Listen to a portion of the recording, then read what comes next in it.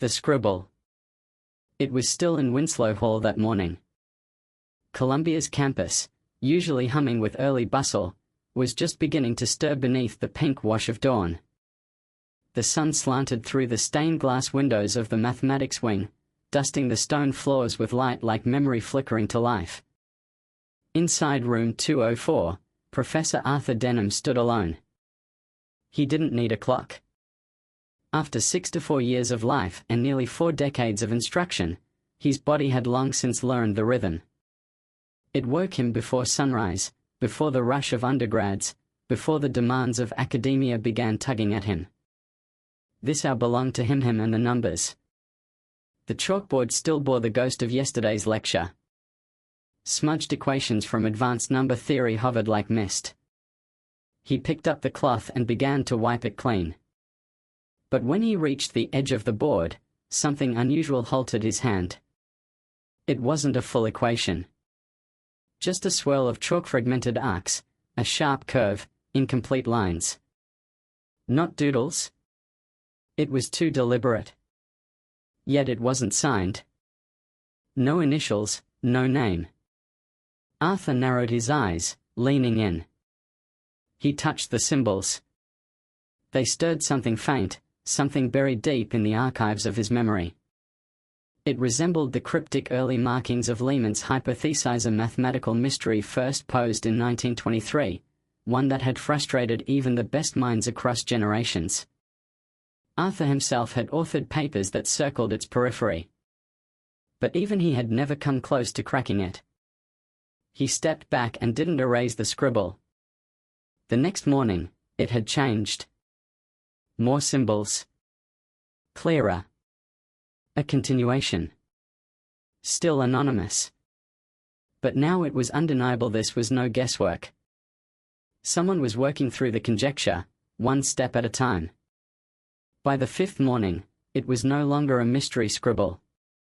It was a proof in progress. Arthur found himself arriving earlier each day, compelled by this ghost mathematician. Whoever they were doing what no tenured professor had managed for a century. He alerted the department head, consulted with administrative staff. No one had any idea. Room 204 had no cameras. No students had been granted access during off hours. And none of his current pupils even knew what Leemann's hypothesis was. Still, the scribbles kept growing. On the 7th day, Arthur left a note. If you're reading this, I see you. Meet me here at 6:30 a.m. No judgment. Just curiosity. No one came. But the next morning, the scribble had evolved again. The logic was cleaner, the transitions tighter. Then came the 10th day. Arthur waited near the door this time, coffee in hand, gaze steady. At 6:41 a.m., the door creaked open. A boy no more than 16 stepped inside. Tall, thin, dark hair in a tousled mop, clothes too big and worn thin at the elbows. No student ID. No backpack, just a frayed satchel and eyes wide with caution. He didn't speak. He walked slowly to the chalkboard, unfolded a yellowing piece of paper, then, without a word, picked up a fresh stick of chalk. Arthur held his breath. The boy didn't copy. He continued from the previous line with elegance and control. He wrote like someone remembering, not discovering. As if the solution had always been there, he was just transcribing it. When he finished, he lowered the chalk and turned to leave. "Wait," Arthur said, voice thick with something he couldn't name. The boy stopped. "What's your name?" A pause. Then a whisper. "Noel." "Noel who?" "Noel Braddock." Arthur nodded slowly. "Where did you learn this?" Noel looked down, then up. "I didn't. I see it. Like music." Arthur had taught thousands, some brilliant, some struggling. None had ever described Leemann's hypothesis that way. And yet, as he looked at the elegant flow on the board, Arthur understood. It wasn't just math. It was melody. He walked to the board and traced the final line with trembling fingers. "You solved it," he whispered. Noel blinked. "I did. You don't even realize what this is." Noel shrugged. "I just wanted to see where it went." Outside, the bells of Columbia told the hour. A new day. But inside room 204, a century-long mystery had quietly ended. That night, Arthur couldn't sleep. Not when something that had haunted him for decades had just unraveled beneath the chalk of a teenager who didn't belong to any system. He sat in his chair long past midnight, whispering Noel's name like a theorem. No record existed. No enrollment. No scholarship. Just a boy from nowhere who had rewritten mathematical history. The next morning, Arthur returned. Noel was already there. Erasing the board with his sleeve, chalk dust clinging to his forearm. Arthur stepped closer. "Do you mind if we talk?" "Not about numbers. About you." Noel paused. He placed the chalk down and turned slowly. Arthur saw it, then fear. Not the kind born of error, but the kind born of being noticed. They sat in silence, the tick of the old clock marking time. Arthur asked gently, "How long have you been coming here?" "I sneak in after the janitors. No one ever asked me to leave." "Do you live nearby?" A pause. A nod. "With family?" Noel looked away. "I stay in the maintenance basement under Livingston Hall." Arthur's heart clenched. He knew that old building, knew its rusted boilers and crumbling pipes. "You're homeless." Noel didn't flinch. "Not entirely. The night custodian, Mr. Rourke, lets me stay sometimes. Says I remind him of his brother." Arthur leaned back, shaken. This boy, this nameless prodigy, had slipped through every system. "Noel. Do you know what you did?" Noel fidgeted. "Sort of." Arthur tried to explain. The importance. The impossibility. The impact. Noel just looked confused. "I didn't mean to." "That might be the most brilliant part," Arthur said. They talked for hours. Noel told him about running away at 13. A mother gone. A father never known. Foster homes, shelters, forgotten places. He learned math by listening through vents, watching through windows, collecting discarded lecture notes from trash bins. He described numbers as rhythms. Shapes in silence. Music.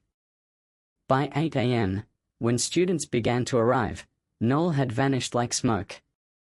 But Arthur had made up his mind. That afternoon, he barged into the dean's office. "Is this about your emeritus lecture?" she asked, surprised. "No. This is about a boy named Noel Braddock." "I don't know him." "You wouldn't. He's not on any list." Arthur presented the proof, each photo he'd taken, each line he'd transcribed. The dean flipped through it silently, her eyes widening. "And where is he now?" "Living under Livingston Hall." She stared at him. "You're serious?" "I'm offering him mentorship. And I want you to enroll him. Full scholarship." She didn't answer immediately. Later that night, Arthur rode the subway across the city, visiting libraries, shelters, anywhere warm. At last, in an old branch tucked behind a deli on 137th, the librarian said, "Yes. He comes here some evenings." Arthur left a note. "You are seen. You are valued. Come back. There's more to prove. And this time, you don't have to do it alone." 12 days passed. Then one morning at 6:38 a.m., the door creaked open. Noel walked in. No apology. No explanation. Just presence. Arthur gestured to a desk. Sit with me. They spoke of the note. Of the library. Of being seen. Arthur handed him a letter, embossed with Columbia's crest.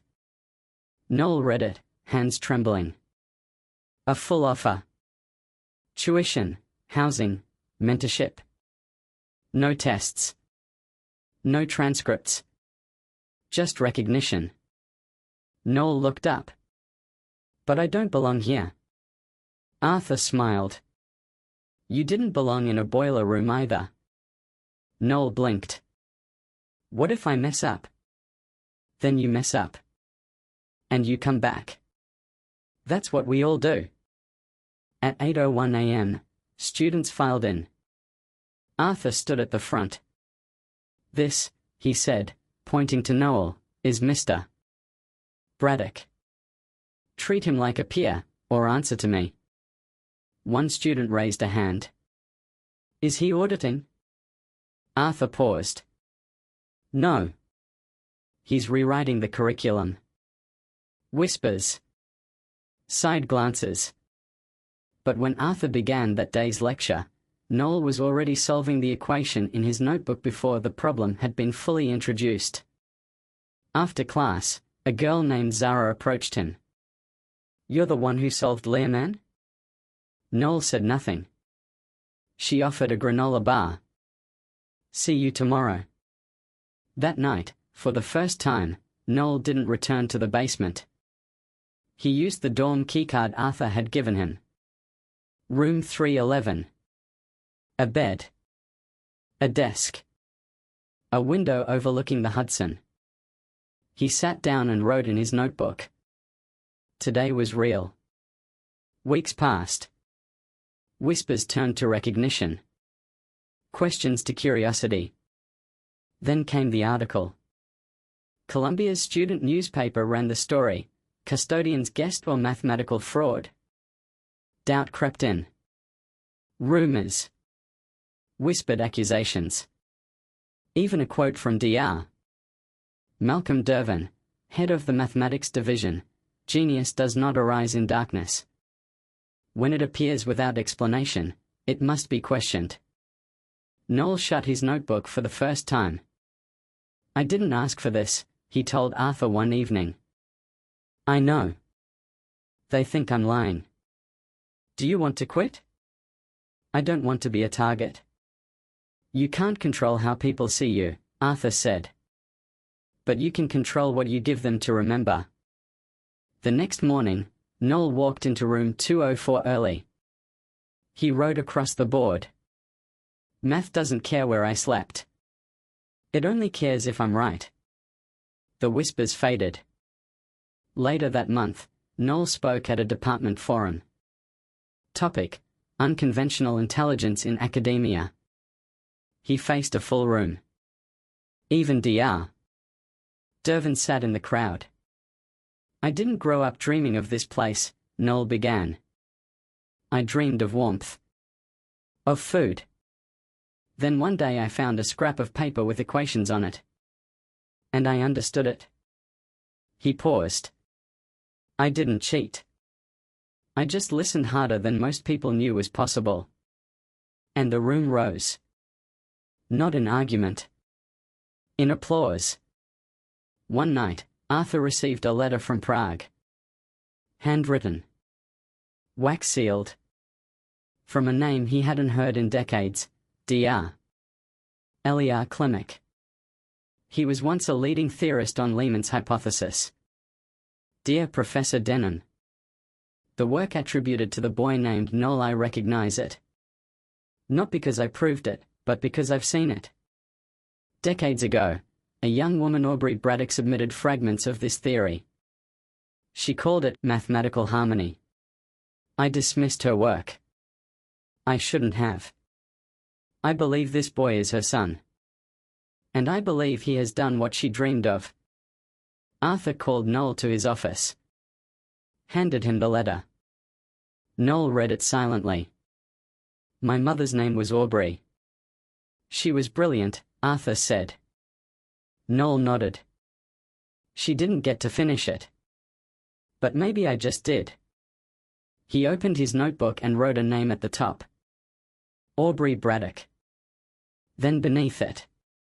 She heard it first. I just remembered it. At the spring symposium, Noel gave a keynote. Room 204 was packed. Faculty. Students. Even Rourke, the janitor. Dr. Dervin sat near the exit. Noel stood at the board. I used to come here because it was warm, he said. Now I come because it's home. He drew spirals. Explained Mather's movement, as echo, as silence waiting to be heard. He ended not with a theorem, but a sentence. This is where I was found. Then below it, small and soft. Noel Braddock, son of Aubrey. Applause. Steady, rising. Real. And Arthur Denham, in the back, wiped away a tear.